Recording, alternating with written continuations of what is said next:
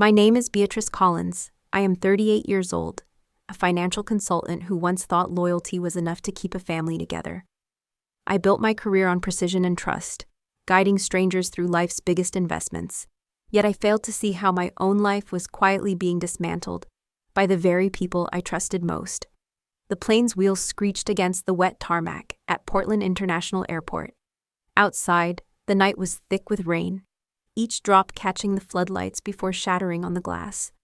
My body was heavy from 32 hours of travel. My eyelids stung from sleeplessness. My muscles ached from sitting too long. And my heart was still in Athens, in the earth where Daniel lay. When the flight attendant's voice announced we could use our devices, I reached into my bag and powered on my phone. The blue light hit me like a slap. I connected to the airport Wi-Fi and opened the family group chat. For a moment, I hovered over the keyboard, as though the act of asking might cost me something I couldn't get back. Finally, I typed, "Flight lands at 9 p.m. Can someone pick me up?" The responses came in faster than I expected. My father, "We're busy, use Uber." My brother, Michael, "Why didn't you plan better?"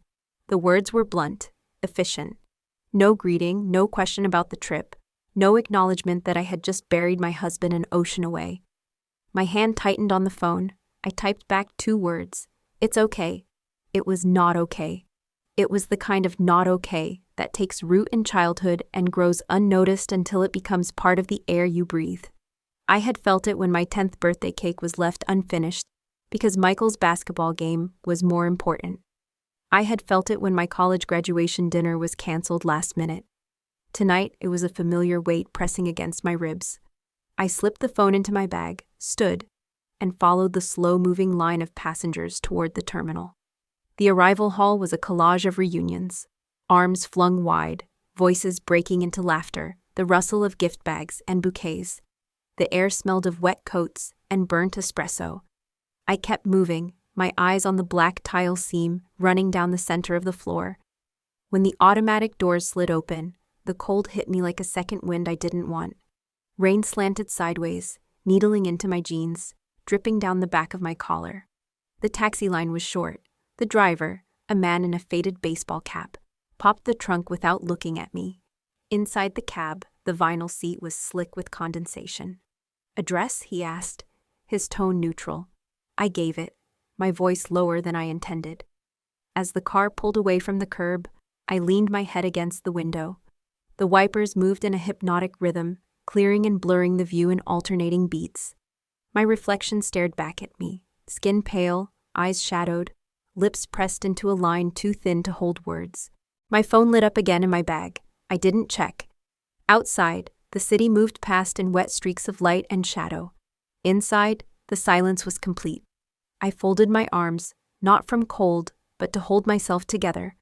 The taxi merged onto the highway. Portland's skyline was just a suggestion in the rain. Buildings blurred by mist, their outlines softened by the night. I watched them pass but saw instead the narrow streets of Athens, still vivid in my mind. 2 months earlier, Daniel and I had been laughing over video call, planning what we would do when he came to Portland.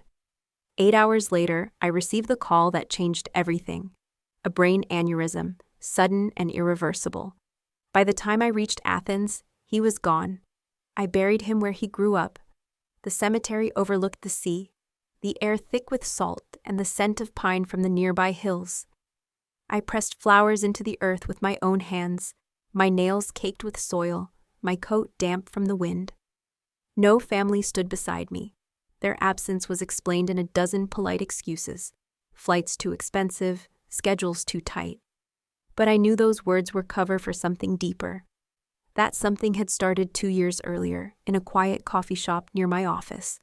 My parents arrived smiling, my mother's hand warm on mine as she slid a folder across the table. "It's just temporary," she said. "Sign this, and we can put your savings into a family project. Michael needs help to get started, and you'll get your share when it matures." I glanced at the pages, scanning without really reading. As a consultant, I knew better, but these were my parents. I signed. Daniel and I had saved for over a decade. We drove the same old car, skipped vacations, and ignored leaky ceilings so that one day we could buy a home outright. But the document I signed was not an investment agreement. It was a broad financial power of attorney. Within months, they drained the account into a speculative real estate venture. When the market collapsed, so did the project. They called it bad luck. I called it something I couldn't say out loud without shaking. Daniel had wanted to confront them. I told him we could wait. That family came first. Then he died. And when I needed that money to bring him home, it wasn't there. I had to bury him where he fell. The driver's voice broke my thoughts. We're almost there. We turned onto my street. The houses stood in neat rows, their windows dimmed but alive with the occasional flicker of television light. My own house appeared, a dark shape at the corner. The porch light was off. No warm glow from inside. Then I saw the door, slightly open, just enough to move with the wind. Something in me tightened. I paid the driver, the rain now a steady roar in my ears. My hand gripped the suitcase handle, my breath shallow. I didn't know it then, but walking through that door would take me from one kind of grief into another. Before the night was over, strangers, not family, would be the reason I was still alive. Rainwater dripped from the brim of my hood as I stepped onto the porch. My house stood silent, darker than I'd ever seen it. The door, still ajar, seemed to breathe with the wind. I hesitated, the suitcase handle pressing into my palm, then pushed it open. The smell hit me first. It wasn't the usual faint scent of old wood and laundry detergent. This was heavier, thicker, moist air that clung to my face, carrying the sour trace of mold and something metallic, sharp enough to sting my nose. I stepped inside, pulling the door shut behind me. The lock clicked too loudly in the stillness. My breath misted faintly in front of me. It was colder inside than out. The kind of cold that seeps into your skin and sits in your bones. The first step I took onto the hardwood floor made me pause. It was damp underfoot, not soaked but slick. Like condensation had formed and stayed too long. I set my suitcase by the door and walked toward the kitchen, the air getting heavier with every step. It was the sound that guided me, a faint, irregular drip. The kind of sound you almost miss until you're listening for it. My eyes followed the noise to the far end of the kitchen, where the dim light from the street caught a shimmer on the countertop. There it was. A single droplet slid down from the ceiling, landing on the counter with a soft pat.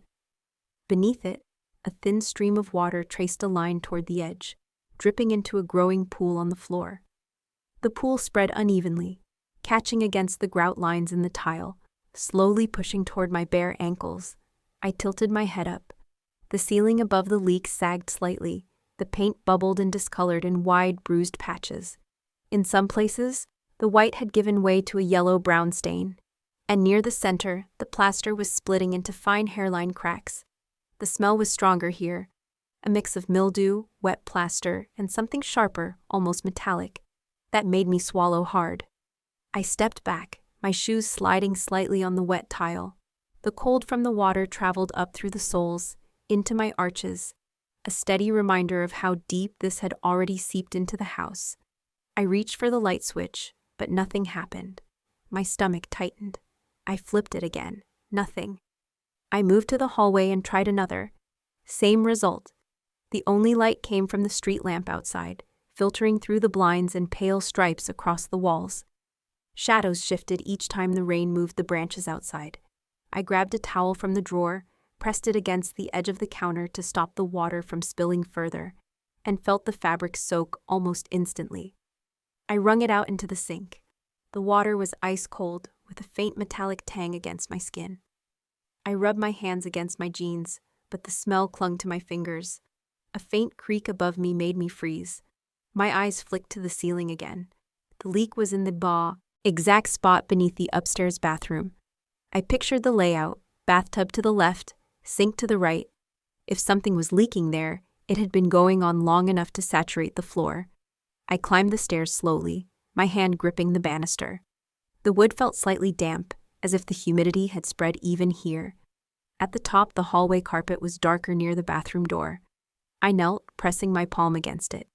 It was cold and soft, like a sponge that had been left outside in the rain. I pushed the bathroom door open. The smell hit me again. Mold, moisture, and that same metallic bite.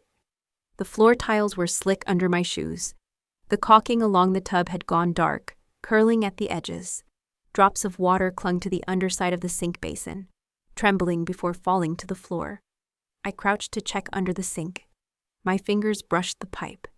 It was wet to the touch, a slow but steady leak at one of the joints. A bead of water swelled, then fell, hitting the wood beneath with a dull tap.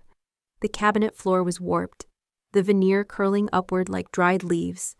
A shiver ran through me, not from the cold alone. This wasn't a leak that started yesterday.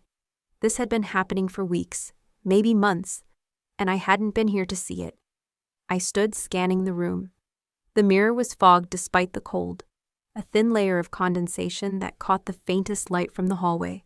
My reflection was ghostly, hair damp from the rain, eyes dark and sharp, lips pressed tight.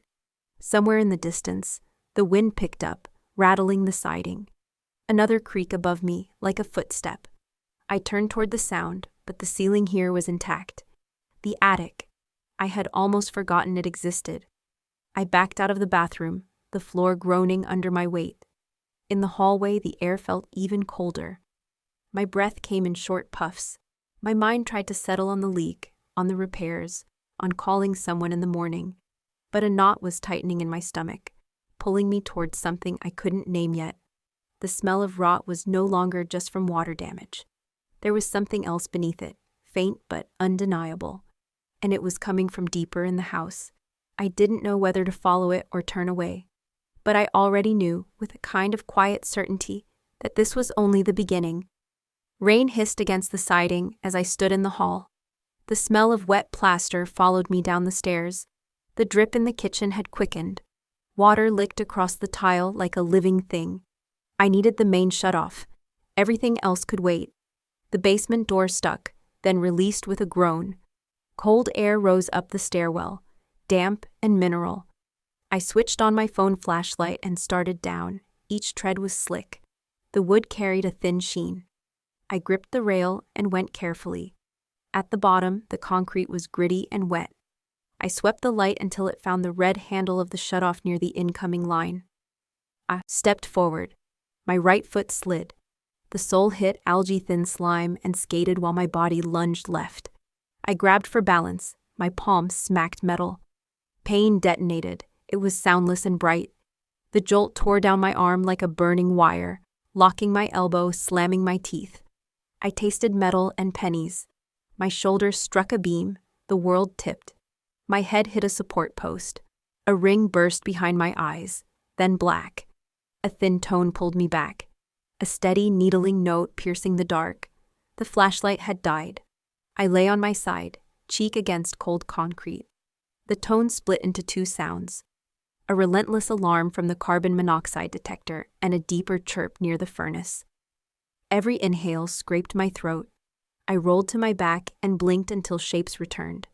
When I lifted my right hand, needles of pain flared from wrist to shoulder. I flexed my fingers. They answered slowly, as if remembering they belonged to me. My head throbbed in pulses that matched the alarm. Warmth slid along my temple. I wiped it with the back of my left hand and found a dark smear. The alarm drilled down again. Get up. Get out. I pulled my knees toward me and forced my boots under my hips. The world tilted. The floor seemed to breathe. I steadied myself on the post, then dragged one foot forward. The concrete sucked at my soles. At the stairs, the first step was higher than I remembered. I went up one riser, then another. Each raised the ache from my shoulder into my neck. The railing was damp and cold. My palms skated and then caught. By the fifth step, my breath had shortened to shallow pulls that failed to satisfy. Spots drifted in my vision like ash. I told myself to keep counting. 6, 7, 8. On 9, I faltered. My knee buckled and I dropped to one hand. The detector above screamed in siren bursts now. My phone vibrated at my hip. I crawled the remaining steps, elbows protesting, and slammed my shoulder into the door. Upstairs, the air was only slightly better. The kitchen leak had widened. Water pattered into a bowl I did not remember placing. The lights stayed dead. My breath clouded faintly. I aimed for the living room where the front door stood. A strip of weather light pulsed along its edge. My legs shook. My vision narrowed to a thin V. Halfway across the room, dizziness rolled me sideways. I clutched the back of the sofa and waited until the floor steadied. The alarm howled. Above it, a new sound, fists against wood. 3 heavy blows, then 3 more. A voice rose through the storm. "B, open up!" I swallowed and pushed off the sofa. The latch felt foreign under my fingers. I turned it. The door jerked against the wind. Cold rain exploded across my face.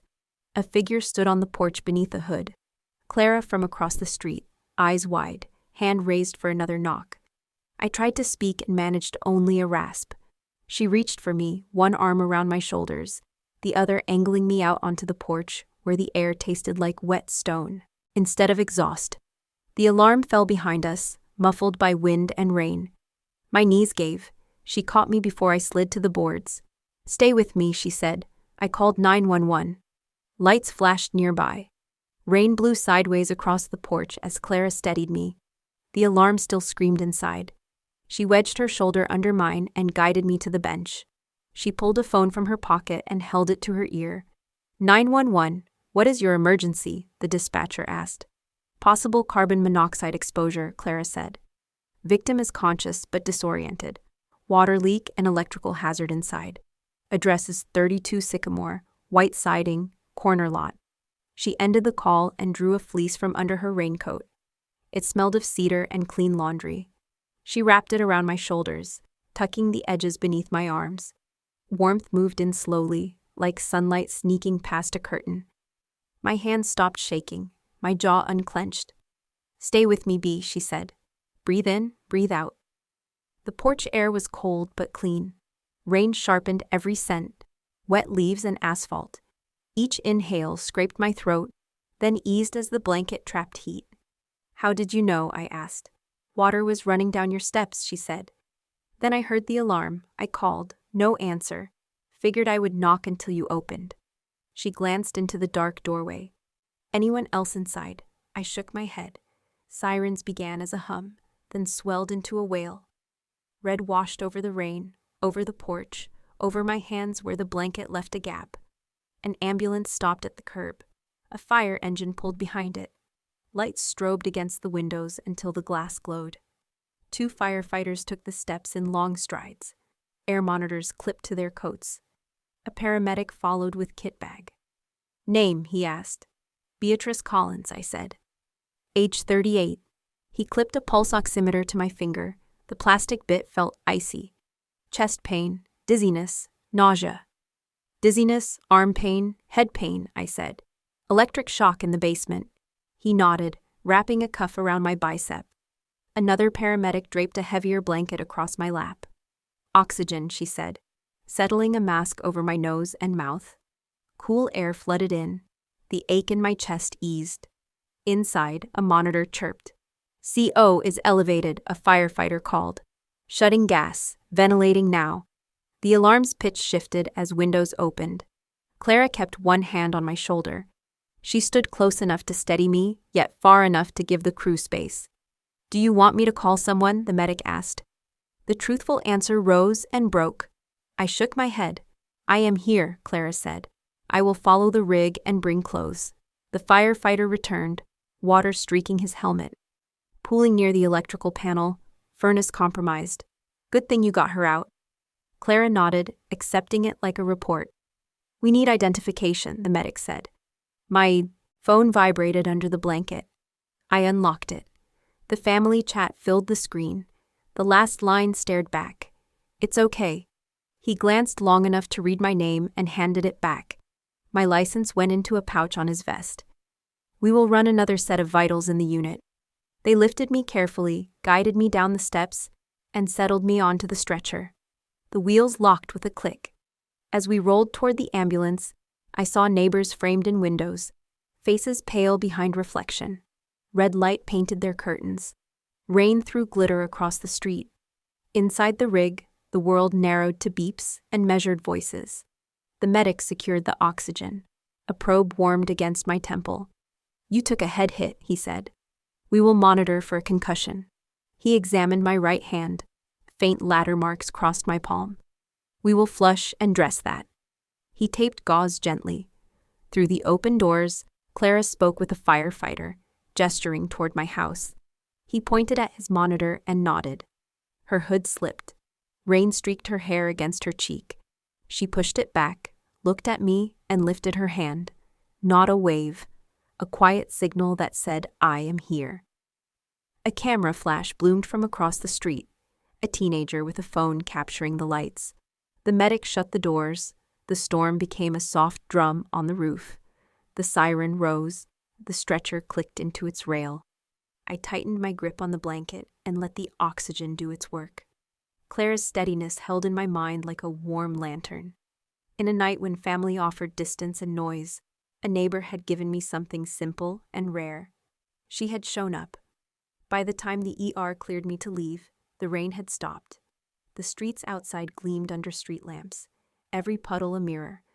Clara was in the waiting room with a plastic bag of clothes and a thermos that smelled faintly of chamomile. She drove me back to her house instead of mine. "Gas company will finish venting by morning," she said. "You're not sleeping there tonight." Her guest room was small but warm. Walls painted the color of oatmeal. A quilt folded at the foot of the bed. I slept in fits, the faint hum of her heater blending with the sound of tires passing on wet asphalt. By sunrise, my phone had 24 missed notifications. I didn't check them right away. Instead, I sat at the little desk by the window, sipping tea from Clara's mug. The sky was pale and heavy with low clouds. It felt like the kind of morning that waited for you to be ready before it dropped its weight. When I finally unlocked my phone, the first thing I saw was a push alert from the Portland Chronicle. Widow returns from overseas funeral, nearly dies in her own home. I froze. The article preview showed my street name, my age, and a blurred photo of my house lit by ambulance and fire engine lights. I tapped it open. It was all there. The water leak, the carbon monoxide, the rescue by a neighbor. They'd quoted the fire department. If not for the neighbor's quick action, the situation could have been fatal. There was no mention of my family, not directly, but the comments were another story. Someone had uploaded a screenshot of the family group chat. My message asking for a ride from the airport. My father's reply, my brother's follow-up, and my own. "It's okay." By mid-morning, that screenshot was everywhere. On Facebook, in neighborhood groups, in reposts from people I hadn't spoken to in years. My name was blurred, but anyone who knew me wouldn't need it. The first hashtag I saw was $It's okay. At first, it was people repeating the phrase ironically, captioning photos of things that were clearly not okay. Flooded kitchens, broken cars, bad weather. Then the tone shifted. Strangers began using it to talk about moments they'd been abandoned by the people who should have been there. One post stopped me cold. A woman in Ohio wrote, "My mother told me to call an Uber after my C-section because she had bridge club." I said, "It's okay."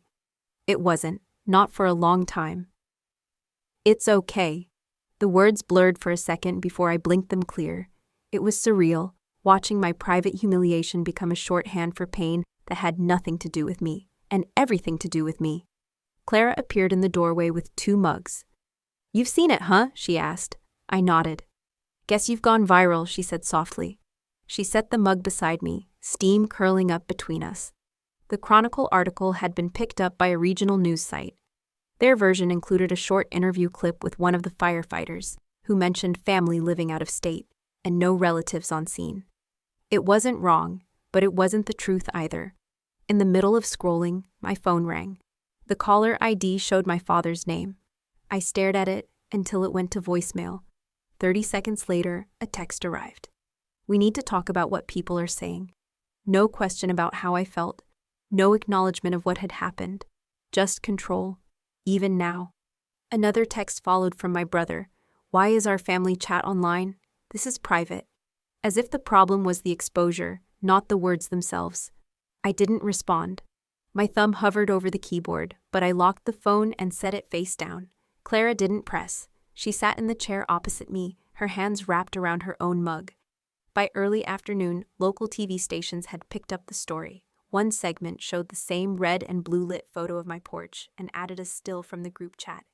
The anchor said, "The words, 'It's okay,' have become a rallying point online, reminding people that silence often hides deep hurt." It was strange, hearing my own voice echoed back through a stranger's mouth, stripped of tone, turned into something both bigger and smaller than it had been in that moment. That night, I lay in Clara's guest bed, scrolling until my eyes burned. The hashtag had passed 10,000 posts. People were making graphics, typing the phrase in bold white letters over photos of storms, empty chairs, and long roads. Some tagged me directly. Others didn't know who I was at all, and it didn't matter. I set the phone on the nightstand and stared at the ceiling. Outside, rain tapped against the window.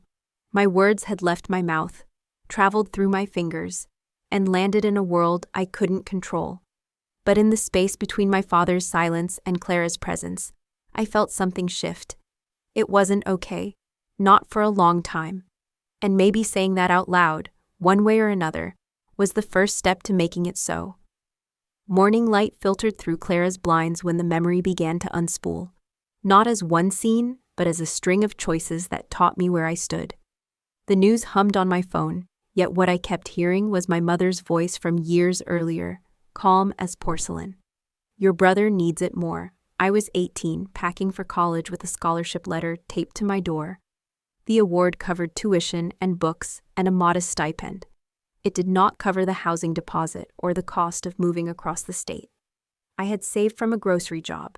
I was close, but not enough. My father sat at the dining table sorting mail. My mother moved with a damp cloth, wiping a spot no one else could see. Can we use the education fund for the housing deposit? I asked. Ledger open, numbers in careful columns. It is for school.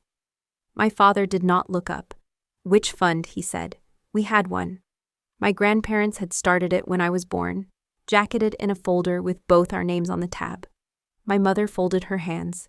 Sweetheart, we were going to tell you. Your brother needs it more. The words were soft.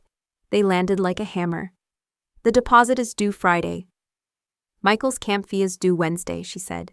If he gets seen, he could earn an athletic scholarship. That would help all of us. I already have a scholarship. She smiled in a way that felt like being patted on the head. Yours covers classes. His opportunity is time-sensitive. My father added, we will reimburse the fund later. He set aside a glossy brochure with a track on the cover and met my eyes as if the matter were settled. I walked back to my room and shut the door. I pressed my palm to the paper and tried to feel proud. I tied my hair back and squared my shoulders, deciding. Instead, I heard cleats on tile in my head.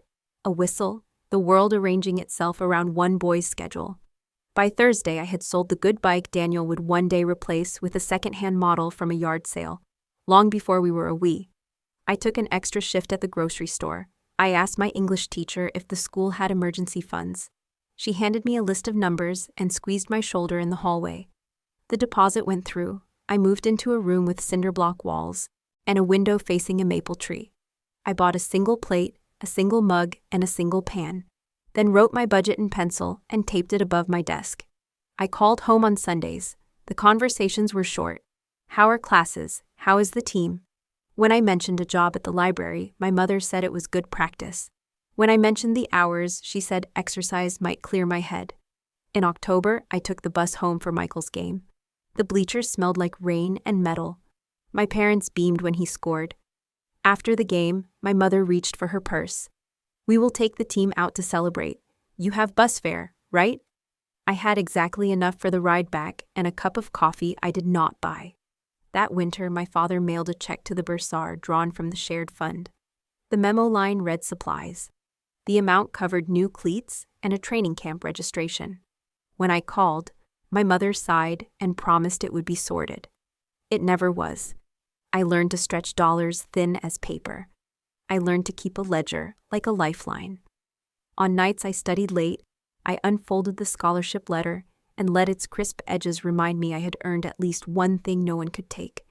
Years later, when I signed the temporary authorization at the coffee shop, I recognized the tone in my mother's voice before I recognized the document. It will help everyone. Your brother needs it more. The phrasing had aged, the meaning had not.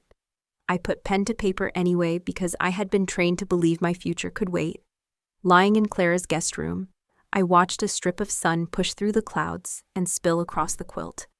The memory did not make me furious the way it once did. It made me precise. What happened with the scholarship fund was not confusion. It was a pattern, the first ledger entry in a book I had been balancing for years without naming it. And now it was time to reconcile the accounts. The memory opens with a faint chime over the door and the smell of orange peel warming on the espresso machine. 2 years before Athens, I met my parents at a small coffee shop near my office. Rain ticked against the window, steam blurred the panes. My mother waved from a corner table where a brass lamp cast a cone of light. A leather folio rested beside her cup. My father kept a legal pad and a pen aligned at right angles. "We found something," my mother said. Her voice was warm and practiced. "A project that will help all of us, especially you and Michael." She slid the folio forward and opened it. Inside lay a document clipped with a gold binder clip. A fountain pen crossed the top like a promise. "It is temporary," she added.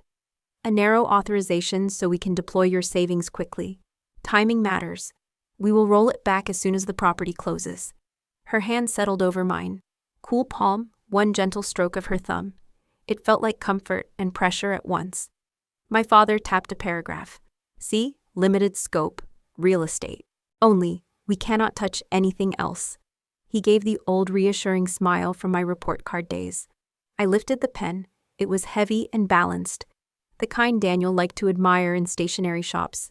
I scanned the page. The language had the smooth cadence I knew.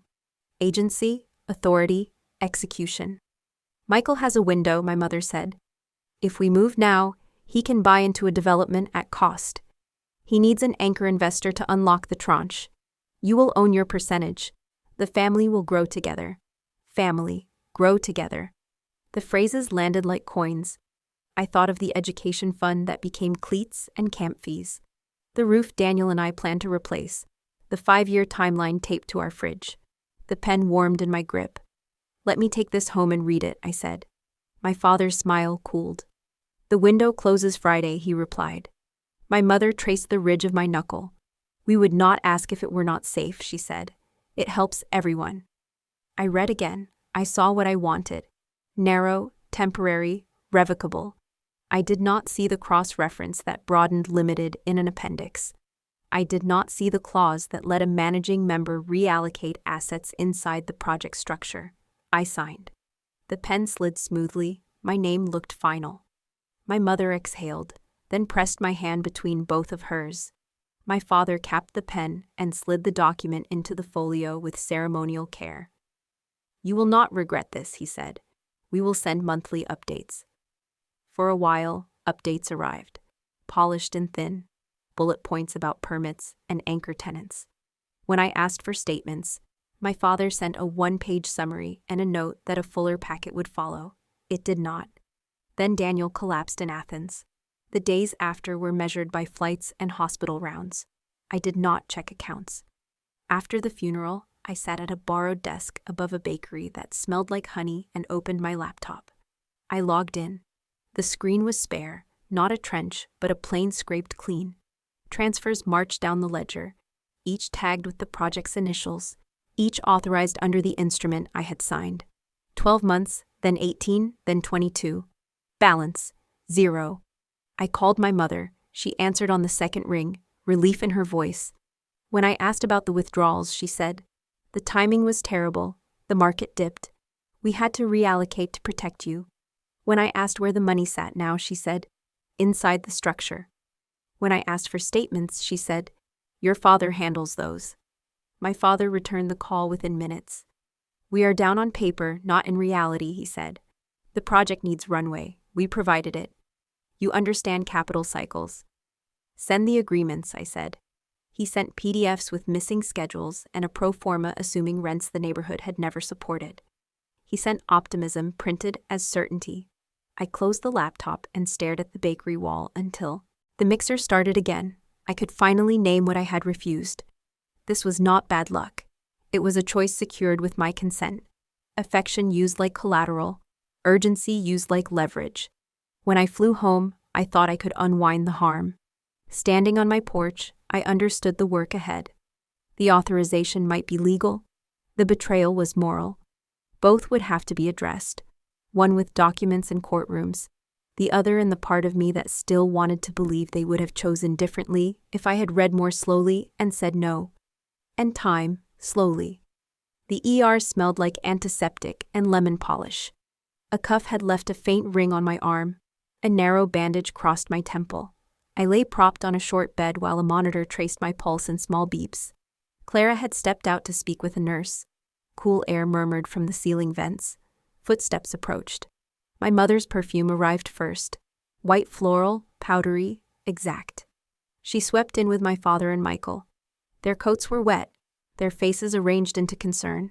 My mother paused at the monitor, then glanced toward the security camera in the corner and the glass wall where a clerk typed. People misunderstood, she said, voice bright. The internet exaggerates. We are here now.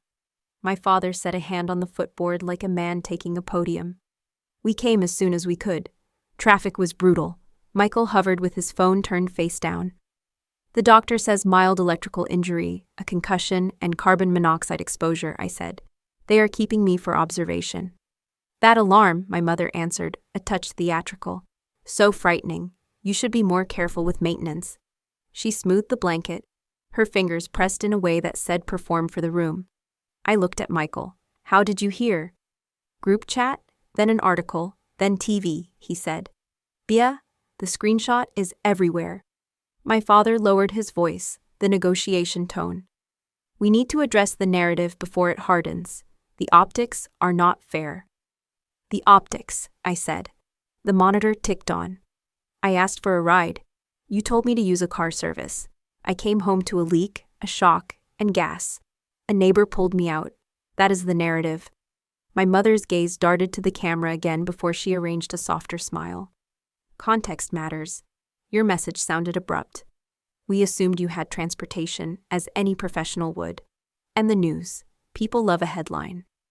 I buried my husband yesterday, I said. I asked for help. Silence settled. Michael exhaled. This is hurting my prospects. Clients Google everything. Clara slipped back beside the curtain, steady and quiet. She handed me water. My mother's eyes measured her, as if weighing a variable we had not invited. My father cleared his throat. Let us take you home after discharge, he said. We can show unity. It will cool the chatter. No, I said. I'm staying with Clara. My mother's smile tightened. Beatrice, be reasonable. Cameras are everywhere. People might think we are estranged. We are not estranged, I said. We are clear. I am safe where I am. Boundaries are not estrangement. The physician entered. Calm, efficient. She checked my pupils, had me track her finger, listened to my lungs. We will keep you a few more hours, she said. Someone should stay with you the next 2 nights. Avoid stairs. My mother and I will manage, my father said quickly. The doctor looked at me. I said, I already have a place. A neighbor is helping. Clara gave a small nod. Good, the doctor said. Less stress helps healing. After she left, my mother leaned in, perfume crowding the air. You need to let us fix this, she whispered. We will release a statement. You will clarify that we love you. The market is unforgiving. No press, I said. No statements on my behalf. If anyone asks, say you are letting me rest. My father's jaw flexed. You do not understand how quickly sentiment turns. I do, I said. I also understand what happens when reputation replaces relationship. Michael watched the door, calculating exits. At least give me a line for a post, he said. Something neutral. I touched the call button, not pressing it. Michael, what happened is not a branding problem. It is a human one. Clara spoke. She needs rest, she said. You can call tomorrow. We are family, my mother said. I know, I answered. That is why I'm setting terms. I am not a stage for your apology or a crisis to leverage. If you want to show up, bring soup and quiet. If you want to manage, do it somewhere else. No one moved. Then my father nodded a fraction. Michael slid his phone away. My mother patted my hand, lighter this time, and glanced at the camera once more. We will come tomorrow, she said. They left. Damp hems brushing the floor, voices already lowered to plan. Clara drew the curtain halfway. The beeps softened into background. I exhaled once, steady. For the first time all day, the room felt like mine. The room steadied after my family left. as if the monitors had exhaled. Curtain half drawn, light from the nurse's station cut a pale stripe across the floor. I lay propped on pillows, the bandage tugging at my temple, oxygen cool against my nose. A nurse slipped in with quiet hands and peppermint soap on her sleeves. Her badge read Jessica. She checked the monitor and lowered her voice. "You do not have to go home with them," she said. "There is support." The words warmed more than the blanket. She adjusted the clip on my finger. The oximeter blinked steady. "We can arrange a safe discharge," she said. "Hotel vouchers if your house is unsafe. Meal deliveries, neighbor check-ins, rides to follow up. Legal referrals if you want to discuss financial. Coercion." I watched rain crawl down the window. Thin streams gathered, then let go. Choice entered the room and sat where my mother's perfume had been. "Storm weeks bring clusters," Jessica said. "Burst pipes, bad vents, carbon monoxide. People try to power through. They do not have to." I thought of my father's talk of optics, my mother staging the blanket, Michael asking for a neutral line for clients. Their needs always arrived first. Jessica did not ask for a performance. She named options. "What would it look like if I did not go with them?" I asked. "First, we keep you until your head clears," she said. "We repeat labs, ensure the CO level drops, check your rhythm.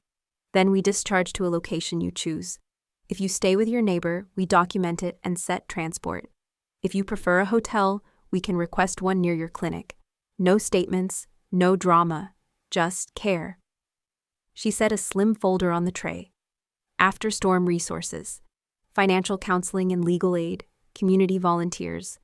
My hands felt steadier just seeing them.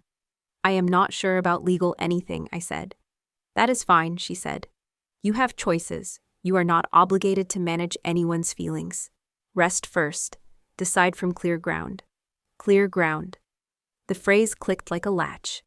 I pictured a fountain pen at a coffee shop, my signature flowing because family said hurry. I pictured a bakery desk in Athens, an account stripped to zero while the smell of honey rose through the floor. Heat did not rise in me, shape did. The anger cooled into lines and columns I could hold. Jessica studied my face. "Do you feel safe with them?" she asked. "I feel managed," I said, "like a headline they want to edit." "That is an answer," she said. "Shall I note that family questions go to the desk, that discharge decisions go through you?" "Yes," I said, "please." Keys clicked softly at the wall computer. "I paged the social worker," she added. "She can walk you through options so you do not have to retell anything. You can decide today or in the morning." My breath fogged the window, a translucent film softened the lights. I traced an invisible path across the glass with my eyes. Droplets followed like ledger entries, finding balance. Numbers had always told the truth when people would not. The account was off. Reconciliation would take time. Both were within reach. "Is there someone you want as point of contact?" Jessica asked. "Family by choice counts." "Clara," I said.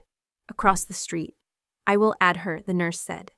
She tucked a warm pack under my shoulder, the ache unwound a fraction. "Concussion instructions," she said.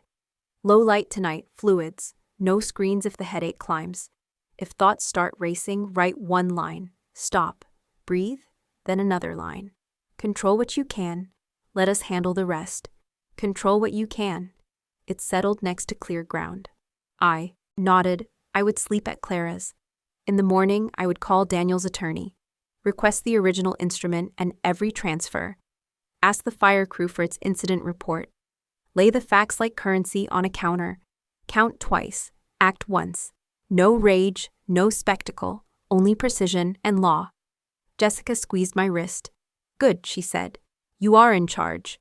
When she stepped out, I turned to the window again. The rain had thinned to mist. Drops clung like small coins and then slid, leaving clean trails. In that quiet movement, something rooted. Not vengeance for its own heat.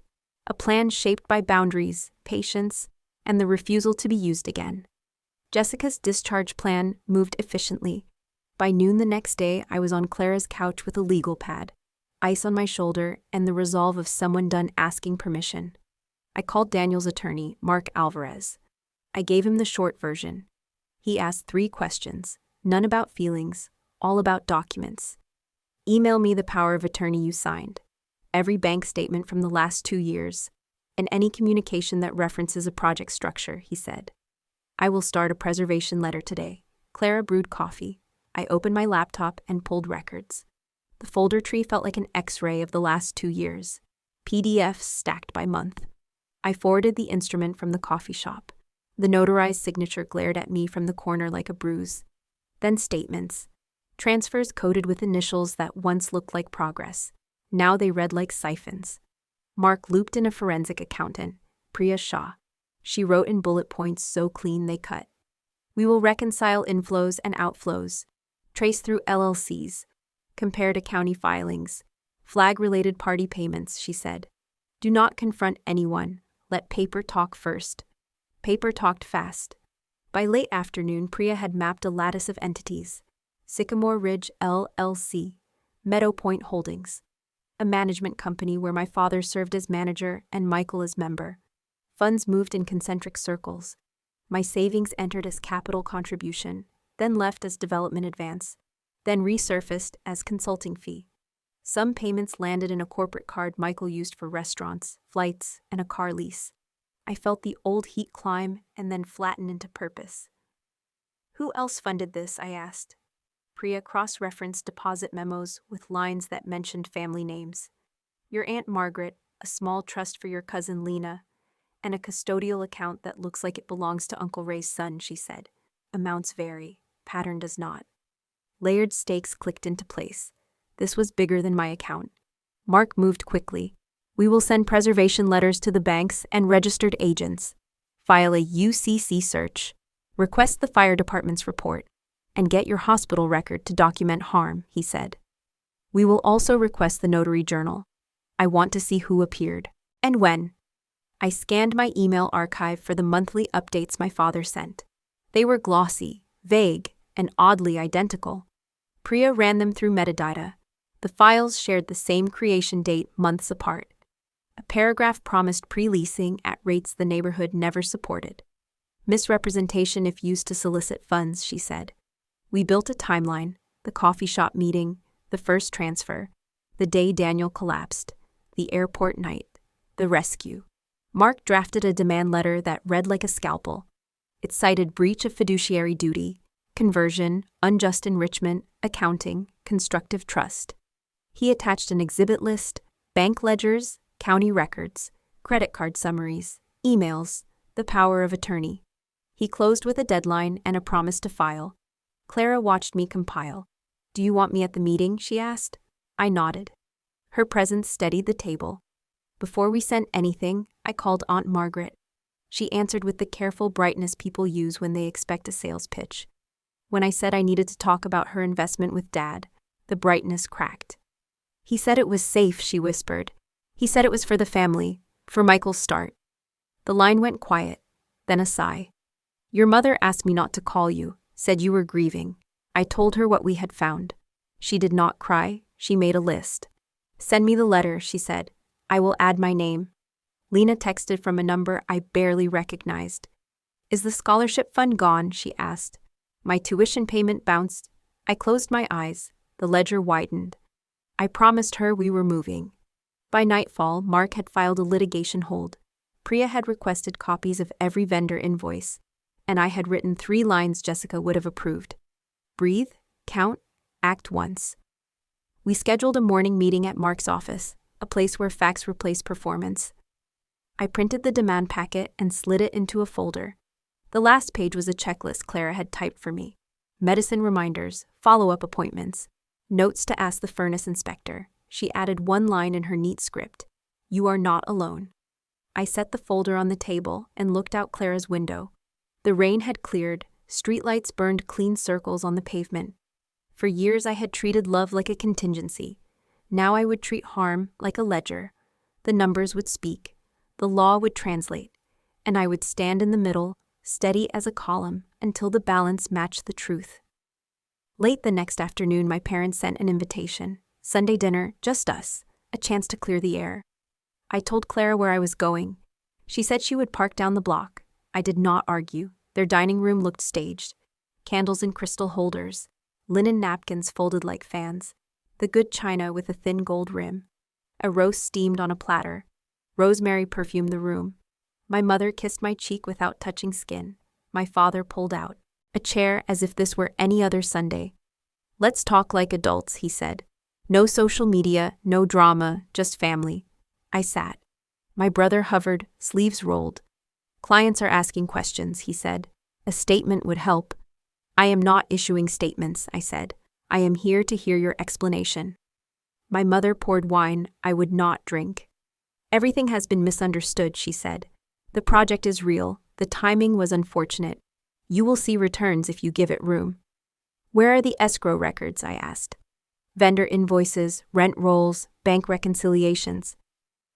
My father warned gently. "This is dinner." "Dinner is when you chose to invite me," I said. "Business is what you chose when you spent my savings." The doorbell rang. No one moved. My mother's eyes flicked to the clock. My father's jaw set. He went to the foyer. Voices murmured. He returned, not alone. Mark stepped in first, rain on his coat.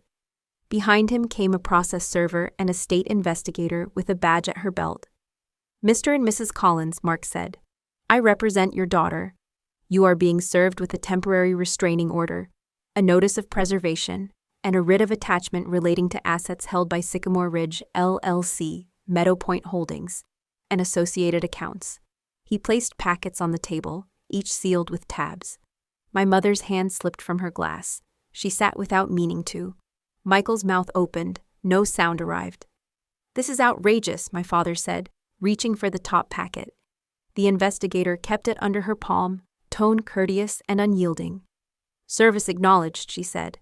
"Bank freezes are already in process. You may not dissipate, conceal, or transfer property identified on page 2. You will provide books and records within 10 days. I exhaled. Not triumph, but relief. The room's geometry shifted. Plates and candles realigned around paper. "We could have handled this privately," my father told me, as if the others were air. "We tried," I said. "You sent summaries with no schedules. You moved money through entities you control and charged consulting fees to a card Michael uses to lease a car. You diverted a scholarship trust. You used my authorization as a pipeline." My mother found her voice. "Your tone is cruel," she whispered.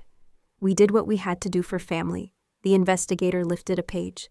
"Family includes a minor whose custodial account funded a developer retainer," she said. "That is under review." Michael looked at me for the first time. "You brought cops to dinner," he said, more wonder than anger. "No," I said. "I brought daylight." Mark slid a pen toward my parents. "Acknowledge receipt," he said. "Refrain from contacting our witnesses outside counsel. You are invited to a meeting Tuesday at 10 to discuss an accounting and a standstill." "We will not sign," my father said. "Then we will proceed," Mark answered. Clara appeared in the doorway. She had waited for the noise to change. She gave me a small nod and stepped back to the porch. Her presence steadied me the way a level steadies a frame before concrete sets. I breathed once, slowly, deliberately. My mother reached across the table, fingers shaking. "Beatrice, tell them we are good people," she said. "Tell them you know our hearts." I placed my palms flat on the linen.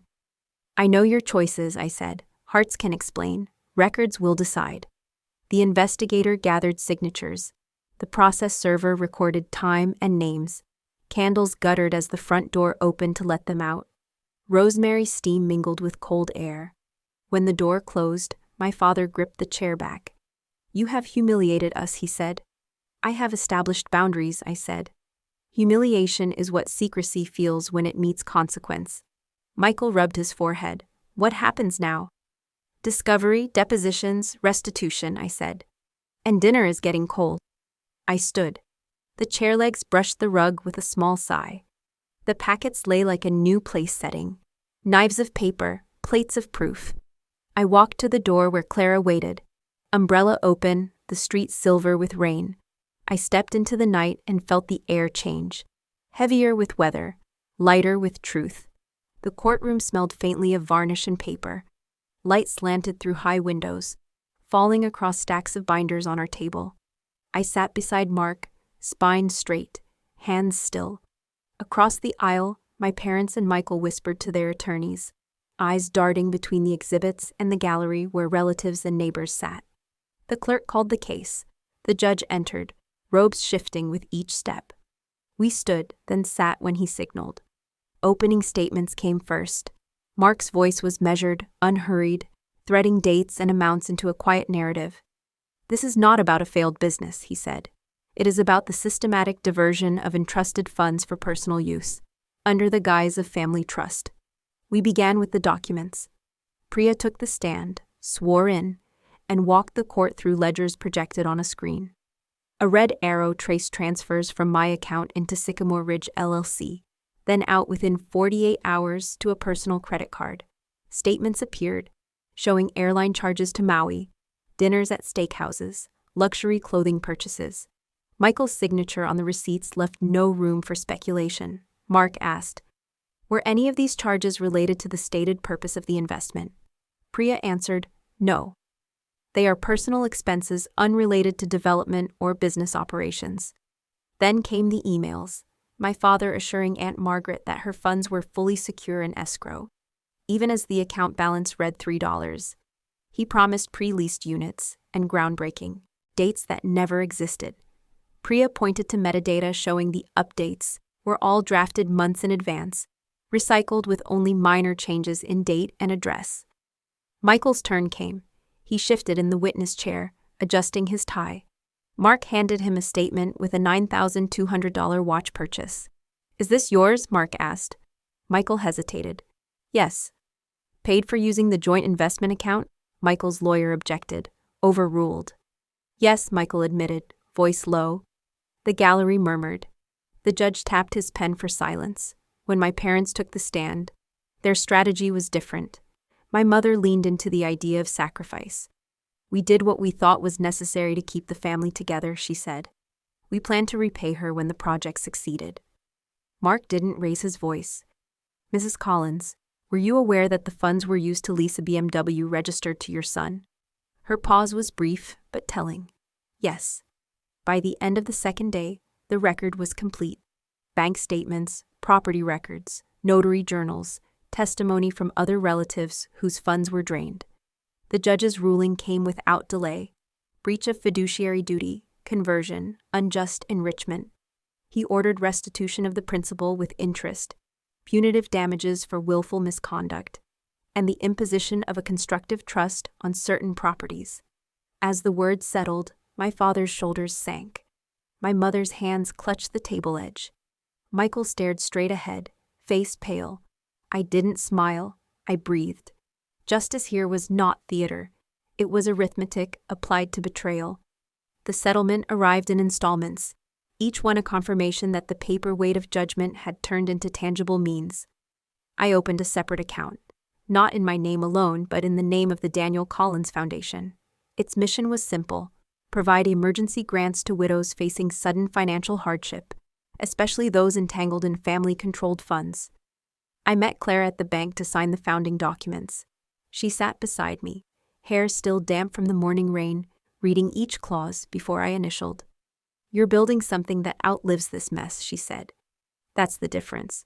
We appointed her to the advisory board. Her experience running a neighborhood nonprofit meant she knew the small levers that made big differences. Grocery cards delivered without fanfare.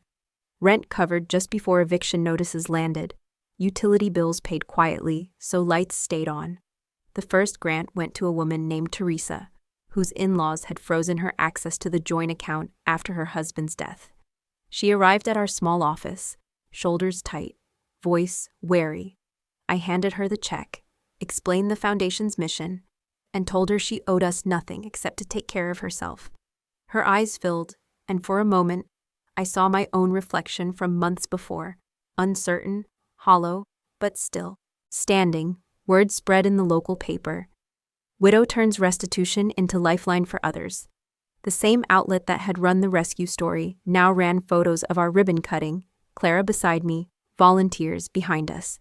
The hashtag number "It's Okay" reappeared. But this time it carried a different weight, shared by women thanking the foundation for stepping in when no one else did. I kept the operation modest on purpose. Bureaucracy suffocates speed. The grants were small but immediate, bypassing the maze of larger charities. Each case reminded me that betrayal wears many disguises, some as polished as a dinner table set for reconciliation. When I passed the courthouse one afternoon, I noticed my father's car parked outside, the same BMW Michael had leased with the diverted funds. It now bore a for sale sign in the window. I didn't slow down, I didn't need to. The balance sheet of my life no longer hinged on their approval or their losses. At home, the Foundation's first annual report sat on my desk. The cover photo showed Clara handing a grocery card to a young mother in a raincoat.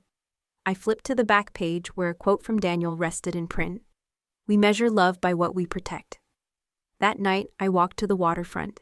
The air smelled of salt and diesel, the docks lit in fractured gold. I thought about the ledger I'd carried for so long, debts owed in respect, trust, decency. Most would never be repaid directly, but here, in this work, the balance was shifting. Clara joined me, handing over a cup of coffee. "You ever think about what's next?" she asked. I smiled, eyes on the water. I think about what's right now, and making sure it's enough. The tide moved under the pier, steady and certain. In that rhythm, I found the quiet I had been chasing. Not the silence of avoidance, but the calm that comes when every entry has been reconciled, every account closed, and the life ahead belongs entirely to you. The air in Athens carried that faint sweetness of late spring, mixed with the brine of the sea. I stood at the edge of the small cliff where Daniel had once taken me for a picnic, holding the urn close. Inside were ashes and crushed rose petals, the same kind I had tucked into his jacket pocket the day we married. The stone beneath my shoes was warm from the sun, but the wind curled around my ankles, cool and steady. I knelt by the marker carved with his name, traced each letter with my fingertips, then unscrewed the lid. A soft rush escaped, the mingled scent of roses and salt filling the air. As I let the ashes drift into the wind, the petals spun outward, catching the late afternoon light before falling toward the waves. It wasn't a grand gesture, no speeches, no crowd, just the two of us, in the place where he had once whispered that love was less about holding on and more about knowing when to let go. For a long time, I watched the horizon, letting the rhythm of the water steady my breathing. The memory of that night at the airport returned. Not the sting of the words my family had sent, but the way my fingers had typed, "It's okay." Back then, it was a shield, a way to keep my voice from shaking. Now, standing here, it meant something different. It meant I had survived the storm they set in motion. It meant I could say it and mean it, without surrendering anything of myself. I set the empty urn down beside the stone, placing a fresh white rose on top. The petals trembled under the breeze, but held together like the life I was piecing back. When I finally turned away, the light was fading, leaving the sea in shades of silver and slate. Daniel was part of that horizon now, and I was walking toward my own. The return flight was quiet. Most passengers slept, their faces lit by the soft blue of the cabin lights.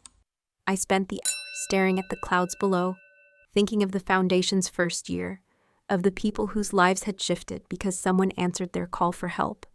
When the wheels touched down and the seatbelt sign chimed, I powered on my phone. 2 notifications appeared. The first was from Clara, made Daniel's favorite soup. "Come by when you're home. No fuss, no questions. Just the kind of welcome that didn't need decoration." The second was from Mark, my lawyer. "Final transfer completed. All assets now secured in the Foundation's account." I leaned back, letting the words settle. Outside the window, the glass reflected a silhouette I recognized, but hadn't truly seen in years. A woman whose value no longer hinged on someone else's approval. The terminal lights blurred as we taxied. For a moment, I thought about the family I was born into. People bound by blood, but not by care. Then I thought of the one I'd chosen, Clara, the women we'd helped, the quiet network of strangers turned allies. Some families you inherit, others you build with intention, piece by piece, until the gaps left by the first are no longer hollow. And sometimes it's those chosen bonds that keep you alive. As the plane came to a stop, I gathered my bag and stood. The doors opened and a rush of cool air swept in. I stepped forward, not into the life I had before, but into the one I had claimed. Before we part ways, I'd love to know, where are you listening from? Is it morning with the scent of fresh coffee in your kitchen? Or is it late at night when stories like this keep you company in the quiet? Share your thoughts in the comments. I read each one with gratitude. And if this story reached you in some way, consider subscribing, not just to hear more, but to join a community that still believes in kindness, healing, and second chances. Thank you for giving me your time today. Wherever you are, I hope you carry this story with you. And remember, miracles don't always knock. Sometimes they wait quietly until you're ready to open the door. Take care. I'll see you in the next story.